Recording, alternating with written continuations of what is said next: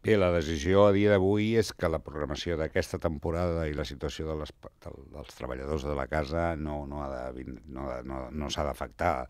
El Liceu ha fet moltes coses, ha rebaixat els sous, ha acomiadat persones, ha cancel·lat programació, hem fet moltes i moltes i moltes coses, totes elles molt negatives, i pensem doncs, que no s'han de fer més coses. Ara, si la cosa va més enllà, no puc, jo puc assegurar que aquesta temporada això no ho farem, però clar, a hores d'ara encara no sabem, per exemple, l'aportació del govern de la Generalitat de Catalunya per a aquesta temporada, perquè els pressupostos del 2013, com tothom sap, no han estat aprovats. Haurem de veure què fem, no? Segurament el que hem de trobar tots plegats, treballadors i direcció del teatre, són solucions imaginatives, no?